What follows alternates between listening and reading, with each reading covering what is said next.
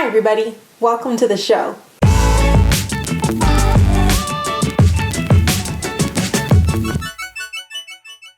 Today we are talking about lists. Lists. I love a good list. I'm a little bit obsessed with lists. That's probably the planner in me.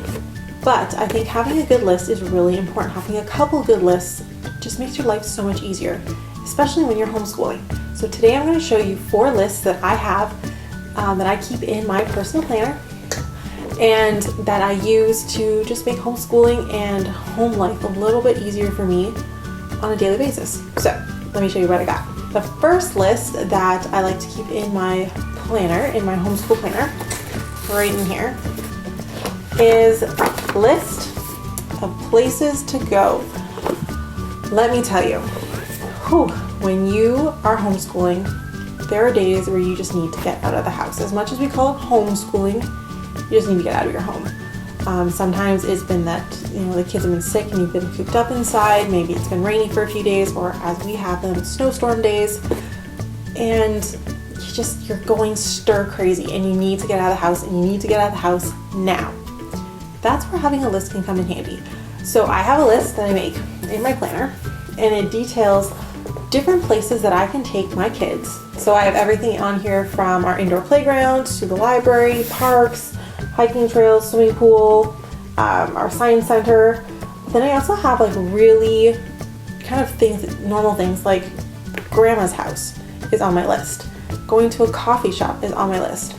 And I include these things because when you're having one of those days where the kids are melting down, you've been stuck inside, the weather is terrible, and you just have this all of a sudden, you just have this urge, we need to get out, your brain stopped working. You're just I need to go, but I don't know where to go. Pulling out a list like this just all of a sudden makes it visual, and you can see what your options are like that. So it just really helps on those days where you are just done and you need a place to go out of your house for a couple of hours. So a list of places to go is the number 1 list that I have in my plan. Number 2, similar to the first list, I like to keep a list of kits and supplies that I have on hand in my craft closet. We often get supply of different little craft kits or activities or sticker books from different birthday parties. Sometimes we get craft kits that are just too old for our kids. Sometimes we won things at different, fall fairs or Christmas bazaars or stuff like that. So I like to keep a little list of kits and supplies that I can pull out when we are having kind of a rainy day, when we just need something else to do. Something for they're a little antsy, they need something to do, but we're not really feeling leaving the house yet. So having that it takes one less thing to think of because it's already stuff we have, but it also is great just to I don't remember, I have that. It's a great little mind refresher of what's in your closets. You can also include games or books, those kind of things on a list like this. Maybe it's your rainy day list. So that is a list that I keep on hand all the time. And it gets used a lot too. The third list that I keep in my homeschool planner is I keep my cleaning schedule for my weeks off. So we use a year-round homeschooling schedule. So for us, basically how that works is every 6 to 7 weeks, we do 6 weeks of school, and then we take the 7th week off. Sometimes it depends on the way the months fall, but usually it's 6 or 7 weeks, and then we take a week off. And on that week off, we don't do any curriculum, we don't do any schooling. We might still go to our activities, but we just there's no extra. It is just a week to just chill. It is a week of free play, and I talk about all of this stuff in my year-round homeschooling versus term schooling video, which you can see up here.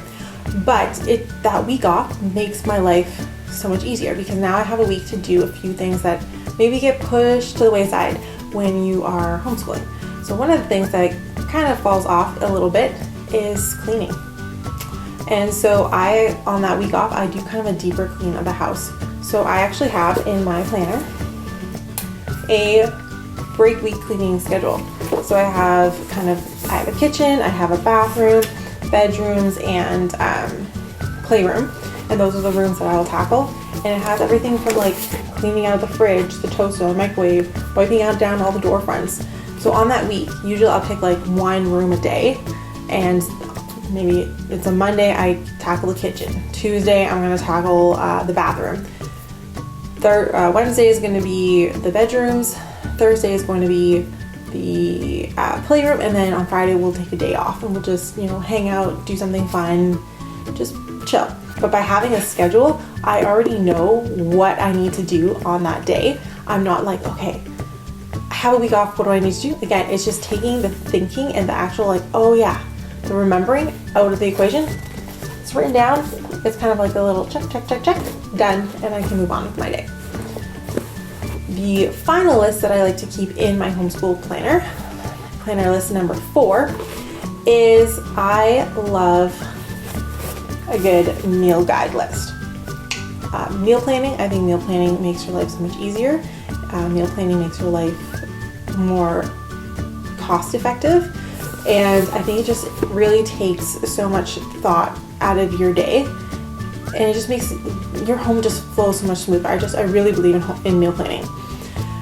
So with that being said, I do keep a list of some of our favorite meals, and I organize it, I don't know if you can see here, I organize it by type of meal. So I have a crock pot meal, I have a sheet pans meal, I have quick favorites, and then I have other meals that we really enjoy.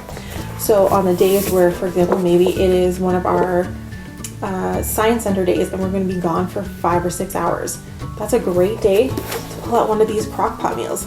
Those happen once a month.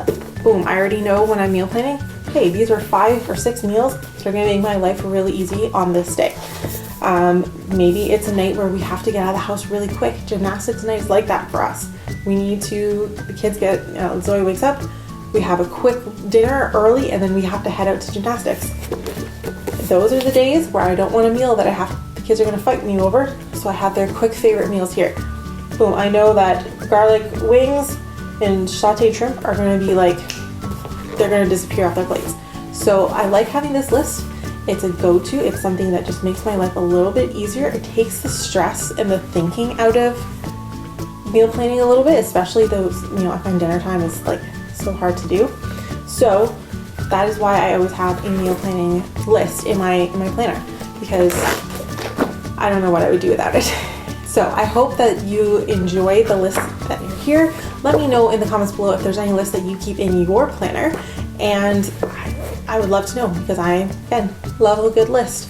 If you love this planner, which was designed by me, a homeschooler, for you, another homeschooler, you can find this on our website. We have the link below, and it is on sale right now. It is a PDF. You print it off, you put it in a binder, or you can have it bound, and it is perfect for pretty much any homeschooler or preschool teacher. So check it out. Last but not least, make sure that you leave us a comment, that you subscribe, and that you follow us on Facebook, Instagram, and Twitter. Thanks, guys. See you later. Bye. If you like what you saw, please subscribe to our channel and click on the bell to get notifications when we upload our latest videos. Give us a thumbs up, and don't forget to leave us a comment. We'll see you next week for more activities, adventures, and lifelong learning. Bye!